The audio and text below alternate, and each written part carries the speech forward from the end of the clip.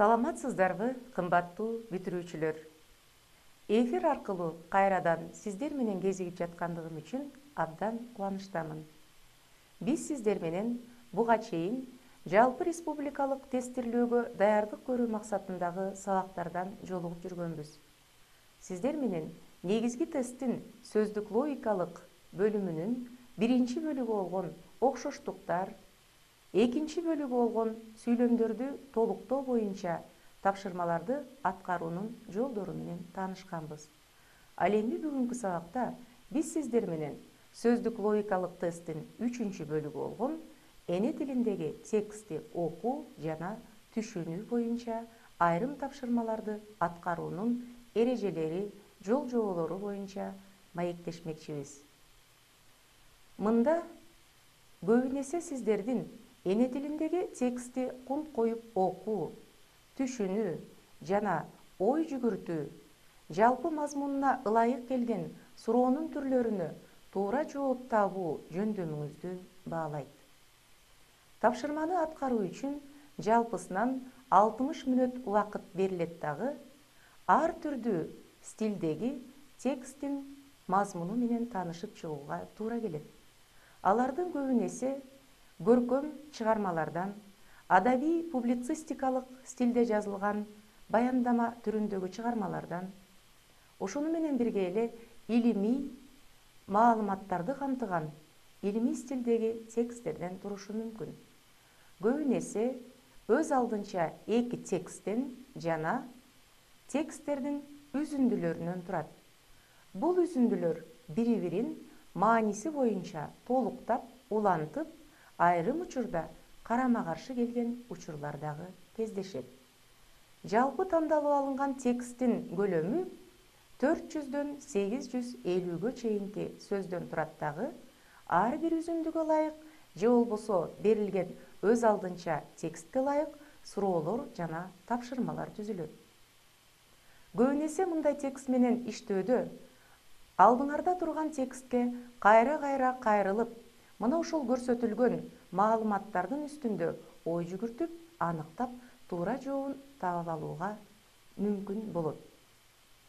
Ал үчүн эң жөнөкөй жолу текст ар бир 5-сап боюнча номерленип, санарип көрсөтүлөт дагы, мына ошол суроолорду түзүүдө ар бир бөлүк боюнча тапшырмалардын сан көрсөткүчтөрү көрсөтүлөт дагы, бул болсо сиздин туура жоопту так ошол сандардын ортосунда көрсөтүлгөн тапшырманын арасынан дагы бир жолу үңүлүп окуп чыгып, туура жообун таап алууга мүмкүндүк берет.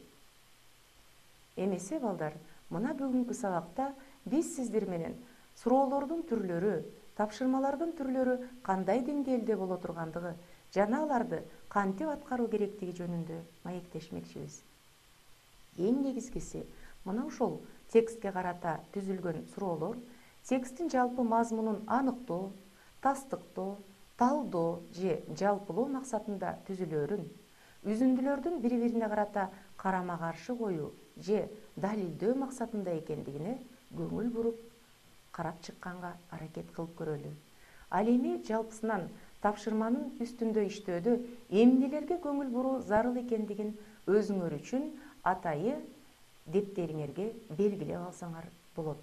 Ал төмөнкүлөр болуп эсептелет. Суроолорго жооп берүү үчүн сиз төмөндөгүлөрдү жасай билээриңизди көрсөтүшүңүз керек.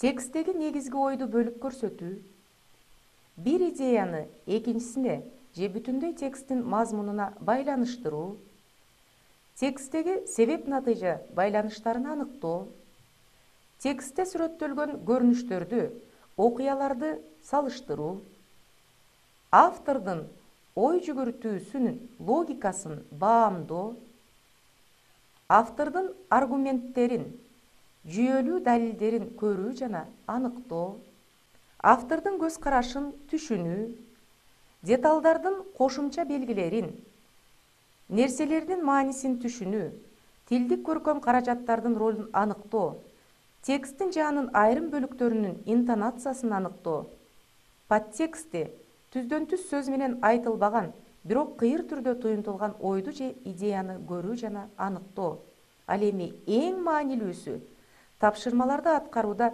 3 жагдайга айрыкча көңүл бөлүү зарыл. Бул албетте биринчиден суроонун маанисин түшүнүү, экинчи тексттен зарыл маалыматты табуу, жана үчүнчүсү бул маалыматты туура жоопту аныктоо үчүн кандайча колдонсо болоорун ойлонуу болуп саналат. Эмесе мына ушул түшүнүктөрдүн баардыгын тең өзүңөр үчүн туура пайдалана алсаңыздар, анда тапшырманы туура аткарууга мүмкүнчүлүк түзүлөт. Эң негизгиси, сиздерге берилген тапшырма ак барактын бетинде абзацтар кандай бөлүнсө, так ошондой формада берилет. Болгону ар бир 5-чи сап атайы санарик менен белгиленет. Ал эми мына ушул тапшырманын мазмуну кандай болоорун карап чыгуу үчүн биз сиздер менен бир мисалга көңүл буруп көрөлү. Ал текст Айгүл гүлү деп аталат. Демек, а дегенде кунт коюп, бул тапшырмада жалпы тексттин мазмуну менен таанышып алганга аракет кылып көрөлү. Айгүл аттуу гүл Баткен жергесинин эң бир ажайып керемети. Бул гүлдүн илимий аталышы Эдуардо Чаар гүлү. Анын өзгөчөлүгү болуп, анын тоонун күнгөй эмес, тескей жагында өскөндүгү эсептелет. Айгүл бул сөңгөгүнүн башынан аягына чейин жайгашкан узун жашыл жалбырактуу, бийиктиги 1 метр келген гүл. Анын кызгылт сары желекчелери коңгуроо гүлдүкүнө окшоп кетет. Айгүл апрель айында гүлдөп, ушул себептүү жыл сайын бул айда Баткен облусунда гүл майрамы белгиленет. Айгүл пияз түп байлагандан 7 жыл өткөндөн кийин гана анын алгачкы өсмөлөрү чыга баштайт да, 7 жыл өткөн соң гана анын биринчи гүлү пайда болот. Ал ай толгондо гана гүлдөйт. Ошентип жыл өткөн сайын ага бирден кызгылт сары богок кошулуп турат. Андыктан Айгүлдү көрөр замат эле анын жашын билсе болот. Элдин айтымында 34 гүлү бажырайып ачылган өсүмдүктөрдү учураткандар болгон экен. Айгүлдүн өз желекчелерин ачып жатканын көрүп калуу бул чоң ийгилик. Бишкектин басма сөз клубу Айгүлдү Кыргызстандын символу катары колдонуу мүмкүнчүлүгү жөнүндө адистер менен интервью жүргүзүп көрдү. Мына балдар, текстте айтылгандай эле, жалпысынан анын мазмуну биздин Баткен облусундагы өскөн дүйнөдөгү керемет гүлдөрдүн бири болгон Эдуардо Чаар гүлү деп илимде өз атын алган Айгүл гүлү жөнүндө болгондугун кунт коюп угуп көрсөңөр, маанисине көңүл бурган чыгарсыздар. Андай болсо, мына ушул тексттин көлөмүнө, мазмунуна ылайык түзүлгөн суроолордун кандай түрдө боло тургандыгына көңүл буруп көрөлү. Эгерде сиз ошол суроого так жоопту таба албай жаткан болсоңуз, анда текстке кайра-кайра кайрылып, үңүлүп, туура жоопту издеп көрсөңүз, сөзсүз түрдө анын туурасын таап алганга мүмкүн болот деп ойлойбуз. Эмесе текстке карата суроого көңүл буруп көрсөк, ал төмөнкүдөй суроо болуп эсептелет. Текстте айтылгандарга ылайык өлкө үчүн символ тандоо баарыдан мурда эмнеге көз каранды болот? Суроого карата жооптун варианттарына көңүл буруп көргүлө. Ар бир жооп суроонун алдында ирети менен берилген. А вариантына көңүл бургула. А. Тааныштырылып жаткан өлкөнүн кайда жайгашкандыгына көз каранды. Б. Биз өз өлкөбүздү кандай кылып көрсөткүбүз келгендигине көз каранды. В. Өлкөбүздө туризм үчүн элди кызыктыргандай жерлер бар болгондугуна көз каранды. Жана Г. Тандалып жаткан символ канчалык кооз болгондугуна деген жооптор көрсөтүлдү. Демек, бул жерде эң башкысы ар бир жоопко кунт коюп көңүл бура турган болсок, булардын ичинен ой жүгүртүп көрсөк, эң туура жооп катары жалпы тексттин мазмунуна ылайык түзүлгөн суроо болгондуктан, алардын ичинен текст менен дагы байланыштуулугун карап, автордун айтайын деген ою, көз карашы мына ушул төмөндө көрсөтүлгөн 4 варианттардын ичинен эң туура жооп катары бирөөнү белгилегендигин көрсөтүп турганын байкоого болот. Анда эмесе балдар, мына ушул жооптун кайсы жооп экендигин карап көрөлү. Көңүл буруп көрө турган болсок, төмөндөгүлөрдүн ичинен туура жооп катары А варианты көрсөтүлгөндүгүн баамдоого болот. Анткени дүйнөгө кандайча өзүбүздү тааныткыбыз келгендиги, бул биринчи кезекте мына ошол өзүбүздүн тааныштырып жаткан өлкөбүздүн кайда жайгашкандыгына байланыштуу боло тургандыгын билсек болот экен. Демек, автор дагы мына ушул ойду айткандыгы тексттин мазмунунан көрүнүп турат. Ошентип, бул тапшырмага ылайык биздин А вариантыбыз туура жооп болуп эсептелет. Эми ушул сыяктуу эле кийинки суроолорго дагы көңүл буруп көрөлү. Андай болсо, кийинки суроо төмөнкүдөй. Текстке ылайык Айгүлдүн жашын эсептөө үчүн төмөн жакта саналгандардын ичинен эмнелерди билүү керек? Биринчи, анын алгачкы өсмөлөрү канча жылдан кийин чыга баштаарын. Экинчи, биринчи гүлү канча жылдан кийин пайда болоорун. Үчүнчү, ар жыл сайын Айгүлдүн канча жаңы богоогу пайда болоорун. Жана төртүнчү, бул гүл жылдын кайсы мезгилинде гүлдөй баштаарын. Бул тапшырманын татаалдыгы жооптун вариантында мына ушул саналгандардын бир нечеси болушу мүмкүн. Андай болгон шартта варианттуу жооптордун ичинен кайсынысы туура экендигин аныктап алуу максатында мына ушул ой камтылган тапшырмага кайрадан барганга туура келет. Ал үчүн кайрадан текстти колубузга алабыз дагы мына ушул үзүндүгө көңүл буруп кунт коюп окуп чыгабыз. Карап көрүңүздөр. Алды сызылган сөздөр 14 саптан 20 сапка чейинки тапшырманын ичинде камтылгандыгын көрүп турасыздар. Анда мындай деген ой айтылган. Демек, эң биринчи кезекте Айгүл гүлүнүн жашын эсептеп алуу үчүн жана туурасын билүү үчүн биз 3 негизги өзгөчөлүктү билип алуубуз зарыл. Бул биринчи, алгачкы өсмөлөрү пияз түп байлагандан 7 жыл өткөндөн кийин чыга баштаарын. Экинчи, дагы 7 жылдан кийин биринчи гүлү пайда болоорун. Жана үчүнчү, ар бир жыл өткөн сайын ага бирден гүл кошулаарын билип алуу абзел. Ошентип, мына ушул 14 жана 20 саптардын арасындагы жооптордон улам биз буга чейинки берилген суроого туура жооп тапканга жардам берди деп ойлосок болот. Анда эмесе кайрадан суроого көңүл буруп көрөлү балдар. Ал төмөнкү суроо болчу. Эмесе ой жүгүртүп көрсөк, бул жооптордун ичинен айрымдары анчейин деле маанилүү эмес экендигин көрүп турасыздар.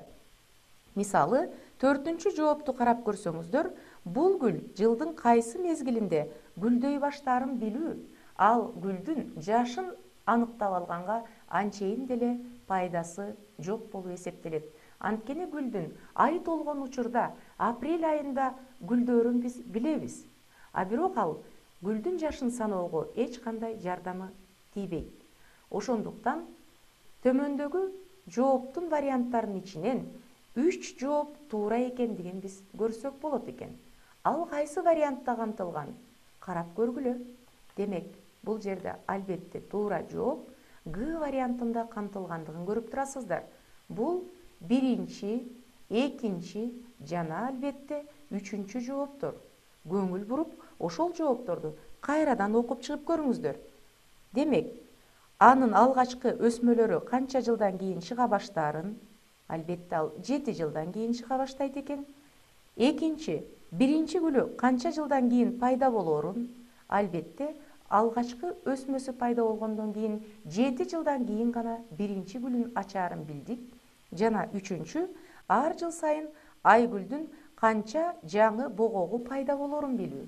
Албетте, жыл сайын ал өзү үчүн бирден жаңы богок кошуп турарын биз мына жогорудагы маалыматтан билдик. Көрдүңөрбү балдар? Демек, тапшырмалар үчүн туура жоопту аныктап алуу максатында биз дайыма алдыбызга берилген тексттин үзүндүлөрү менен улам-улам таанышып, байкап, ой жүгүртүп, ошондон кийин гана биз туура жообун аныктап алганга аракет кылышыбыз керек экен. Демек, төмөндө көрсөтүлгөн тапшырмада биз туура жооп катары Г вариантын кабыл алдык. Мына ушул сыяктуу эле текстке карата түзүлгөн дагы бир тапшырмага көңүл буруп көргүлө балдар. Ал тапшырма төмөнкүдөй тапшырма. Текстке ылайык төмөн жакта келтирилгендердин кайсынысы Айгүлдүн Кыргызстандын символу катары тандалуусун колдогон аргумент деп эсептөөгө болот? А варианты: Айгүл кызыл китепке киргизилген. Б варианты: Айгүл Баткен облусунун эң таанымал символу. В варианты: өлкөнүн жаңы символу мамлекеттик колдоого муктаж. Г варианты: гүл экологиялык туризм өлкөсү үчүн эң бир ылайыктуу символ болуп эсептелет. Эмесе, жооптун варианттарын үстүндө ой жүгүртүп көрөлү. Карап көргүлө балдар, А вариантын. Албетте, тексттин мазмунунда Айгүлдүн кызыл китепке киргизилгендиги жөнүндө айтылган. Бирок, Кыргызстандын территориясында көптөгөн сейрек өсүмдүктөр, жаныбарлар кызыл китепке киргизилген. Демек, алардын бардыгын Кыргызстанды дүйнөгө тааныткан символ катары тандап алууга мүмкүн дегендикке жатпайт. Демек, А варианты туура эмес жоопторго кирет. Б вариантында Айгүл Баткен облусунун эң таанымал символу экендиги жөнүндө айтылган. Бирок, Кыргызстандын территориясындагы бир облустун символу болуп эсептелген өсүмдүктү бүтүндөй Кыргызстан үчүн символ катары тандап алуу, албетте, бул дагы туура болуп эсептелбейт. Натыйжада Б варианты дагы туура эмес жооптордун катарына кирет.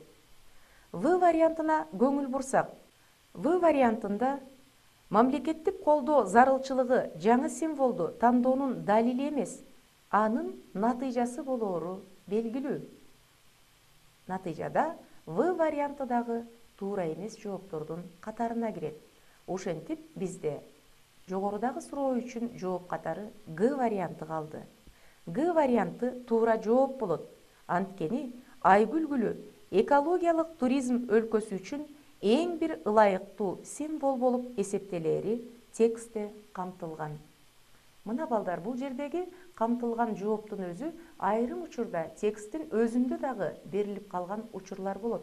Андыктан кунт коюп, көңүл буруп окуп, мына ошол тексттен четке чыгып кетпей, өзүңүздөрдүн жеке оюңуздарды суроо үчүн жооп катары тандаганга болбойт. Эң башкысы жоопту мына ошол берилген тексттин ичинен гана издөөгө туура келет. Жооптун анык, так экендигин билдирген сөздөр бар.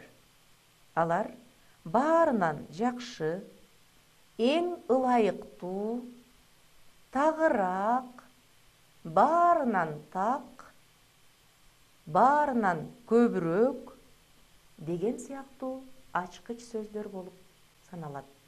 Демек, жогорудагы айтылган сөздөрдүн бардыгы тең. Көп ошол тексттин ичиндеги суроолорго жооп берүү үчүн багыт берүүчү, ойду аныктоочу, тактоочу жана туура жоопту тапканга түрткү берүүчү ачкыч сөздөр экендигин эсиңерден чыгарбагыла. Кымбаттуу балдар, эне тилиндеги текстти окуу, түшүнүү жана анын мазмунун үстүндө ой жүгүртө билүү бул албетте ар бир окурман үчүн өтө маанилүү болуп эсептелет. Мына ушул багытындагы сиздердин ой түшүнүктөрдү кеңейтүү үчүн, айрым түшүнбөгөн сөздөрдүн үстүндө иштөө үчүн көптөгөн сөздүктөр жардам берет.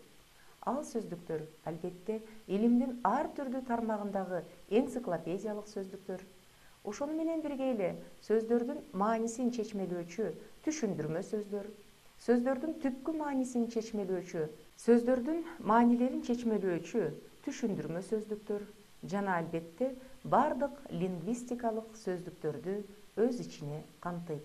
Алардын бардыгы сиздердин билимиңиздерди кеңейткенге, көбөйткөнгө жардам берет. Кымбаттуу балдар, мына ушуну менен бүгүнкү бизге бөлүнгөн убакыт дагы соңуна келип жетти. Биздин сабактан өзүңүздөр үчүн аз да болсо жардам ала алган болсоңуздар, биз сиздер үчүн өтө кубанычтабыз. Эмесе келээрки сабакта бүгүнкү өтүлгөн темабызды улантканча сак саламатта болуңуздар.